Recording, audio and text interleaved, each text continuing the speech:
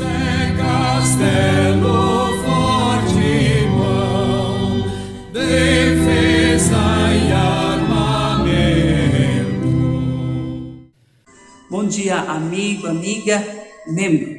Quero ouvir e saudar você com a passagem bíblica do livro de 2 Crônica, capítulo 34, versículo 28, que nos ensina: e é por isso que só depois da sua morte é que vou castigar Jerusalém e o seu povo.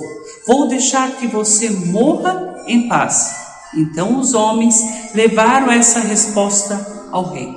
Através desse versículo 28, nós temos a resposta de Deus ao rei Josias, através da profetisa Hulda.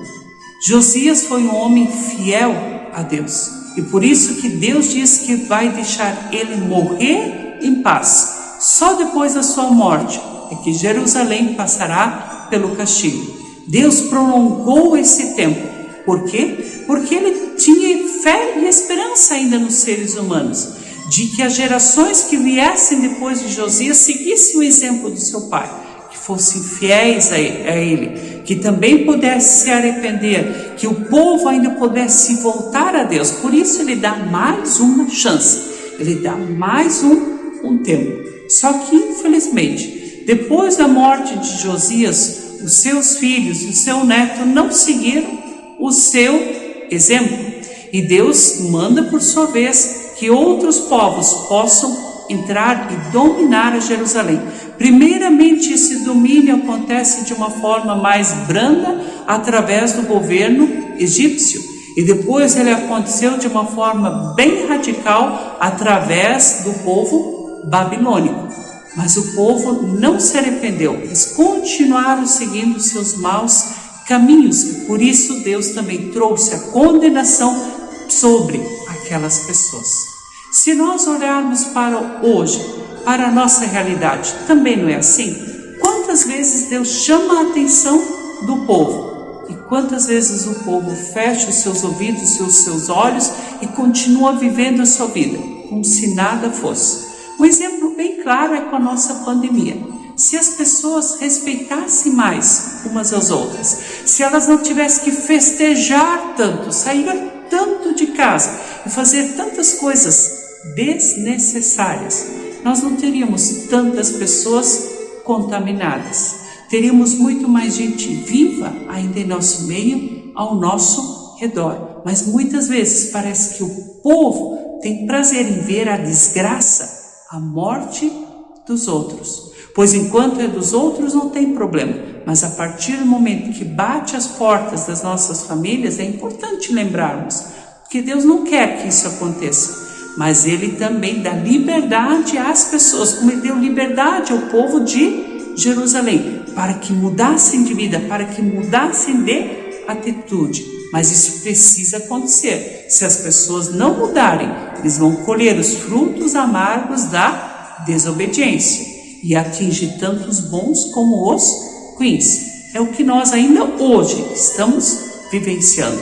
Mas olhando novamente para a passagem bíblica sobre o rei Josias, quantos são os pais e mães que partem em paz, que foram pessoas fiéis, que viveram a sua fé dentro e fora da igreja, e depois os seus filhos e seus netos praticamente se tornam ateus, ficam sem religião ou praticamente estão dentro de uma outra igreja, mas só para dizer que ainda são cristãos. Eles não vivenciam a sua fé. É porque, infelizmente, nem todas as pessoas, de fato, se tornam crente. Creem de coração no Trino Deus.